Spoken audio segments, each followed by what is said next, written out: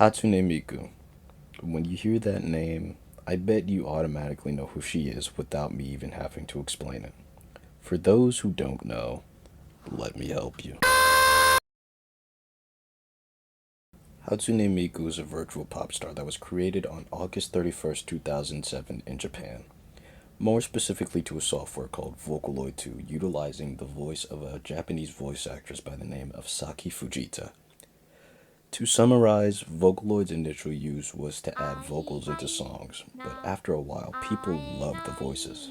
So much so that they started making songs using the Vocaloid's voices instead of just adding them into other songs. Even further after that, Vocaloids grew from just voices into personalities, into icons of a culture that has persisted until today. It's truly awe-inspiring how... What the heck is that? Keep that thing away from me.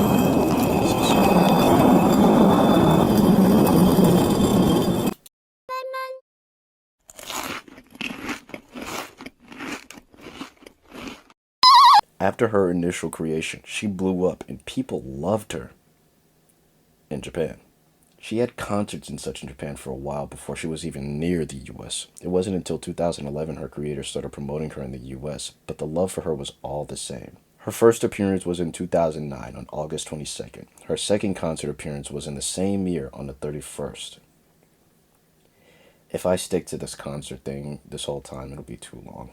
Anyways, just know Miku's first official appearance in the US was 2011 in Los Angeles. It was called Mikunopolis. After that, her fame only continued to grow.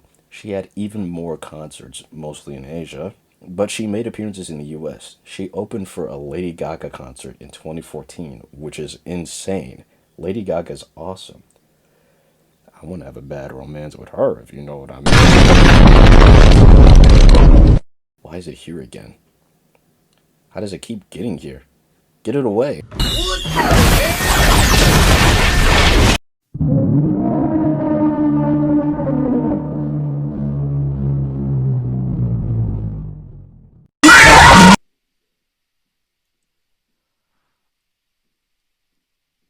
Hatsune Miku!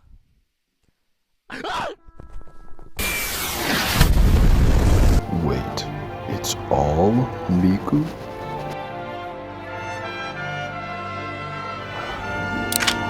Always has been. At a point, you just gotta realize how much Miku stuff there is in this world. It becomes apparent that Miku is more than just a virtual pop star. She is a symbol of a culture. From the moment she was made, she took over the world. Vocaloid as a whole took over. Luca, Rin, Gumi, Miku herself, and like several more, but here's these ones. Taking hold of people's love for music and anime, she captured people's hearts and took over damn near everything, bruh. Music, clothes. Shoes do go kinda crazy though. Food, drinks, video games, books, cosplay, art, Fortnite? And Brazil at one point? It was a really like small bit of time, but there was a whole bit where people were really like obsessed with like Brazilian Miku, Argentina Miku. They were just making a bunch of different Mikus for a bunch of different parts of the world, and it was really interesting. I might throw up a couple bit different pictures of my favorite ones. I'm getting sidetracked. Anyways, she was commercialized to hell and back, and people loved it. I loved it, and her creators made it so that anyone could use her voice in songs, and so many people have used it. And there's a bunch of good songs that came from it. Like there was this, I'm not gonna rant again. So much has spawned from people, from the merchandise that she was commercialized in, like this thing right here. I really need this. If somebody could be a deer and get it for me, I would be so... She collabed with a multitude of different artists, and many artists like her and love her. However, one thing that stuck with me is she sang Fiend at her most recent concert. Like, why did nobody tell me about this? I would have went. Basically, the world is hers. Get it? Because That's one of her song names. Yeah, that's a pretty good joke that I made myself. Why is it here again? How does it keep getting here?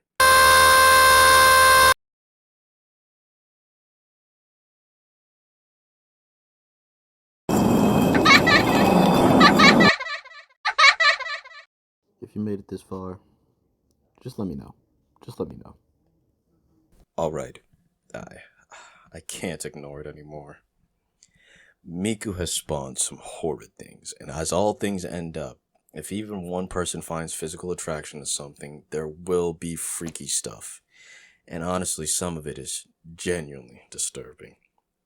I won't be getting into that side of things right now, but this one holds a special place in my heart.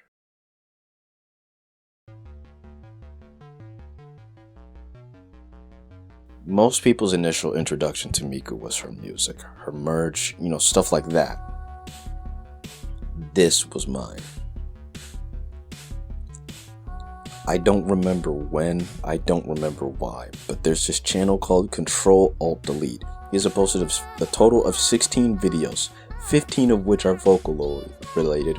Most of them are Miku. The other one is Adventure Time. The others are another Vocaloid, but we're sticking to Miku. The Miku videos are so strange and bizarre. It started first as all the others were just a normal Miku covering the song. After that first one though, something happened to him. Suddenly Miku became this two-legged creature, but she sang all the same. The songs became ominous and scary at points. I lost my spine inside the center of a star. Others retained that off-putting feeling because they were accompanied by the two-legged Miku doing some odd dance, or whatever the heck this is. It's the end of the world, 'cause you don't love me anymore. From what I remember, I used to be terrified of these videos, yet I continued watching them because I found Miku singing as a comforting contrast to the imagery I was being fed. They helped me sleep while simultaneously giving me nightmares. Just a few nights ago, I woke up in a cold sweat because I dreamt that the two-legged Miku was chasing after me or something. We do not care, bro. Regardless, upon my rediscovery of the Control-Alt-Delete channel, I realized the guy stopped uploading a long time ago. And ironically enough, the last video he uploaded was called Hatsune Miku Isn't Real. And seeing this made me kind of sad because a nice solid portion of my childhood was spent watching these videos over and over. And I also noticed now I find the songs much more melancholic and comforting as opposed to just ominous and scary. At a point, I seemingly forgot about them and about Miku as a whole. Now, I finally understand. Miku has always been here. The fear that I felt watching these videos tried to keep me away and struggled to keep her back. It's clear now that even I can't evade the grasp of Miku. But perhaps Miku's grasp isn't all that bad. And maybe I even welcome it. Because one day he'll return and realize, like the rest of us,